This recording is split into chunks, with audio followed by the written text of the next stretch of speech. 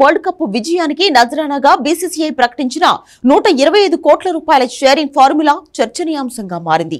ఆటగాళ్లకు, reserve players కు భారీ మొత్తాన్ని ఇచ్చిన బీసీసీఐ సపోర్ట్ స్టాఫ్, ఇతర సిబ్బందికి మాత్రం తక్కువగా నగదు బహుమతి ఇవ్వడం కెప్టెన్ రోహిత్ శర్మకు సైతం నచ్చలేదు. ఇప్పటికే కోచ్ రాహుల్ ద్రావిడ్ తనకు ప్రకటించిన 5 కోట్ల మొత్తంలో సగమే తీసుకుంటారని బోర్డుకు చెప్పాడు. సపోర్ట్ స్టాఫ్ లో అందరితో సమానంగానే తనకు 2.5 కోట్లు ఇవ్వాలని కోరాడు. తాజాగా కెప్టెన్ రోహిత్ శర్మ సైతం ద్రావిడ్ నే ఫాలో అవుతున్నట్లు తెలుస్తోంది. సపోర్ట్ స్టాఫ్ కు తక్కువ మొత్తంలో నజరానా ఇచ్చారని తెలియడంతో తన 5 కోట్ల రూపాయల బోనస్ ను వదులుకునేందుకు రోహిత్ సిద్ధమయ్యాడు. దీనిపై ఇప్పటికే బీసీసీఐ వర్గాలతో మాట్లాడినట్లు కూడా సమాచారం.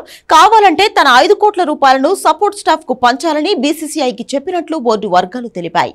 ప్రైజ్ మనీలో సపోర్ట్ స్టాఫ్ కు అంత తక్కువ డబ్బు రాకూడదని బీసీసీఐతో హిట్ మ్యాన్ చెప్పినట్లు వెల్లడించాయి.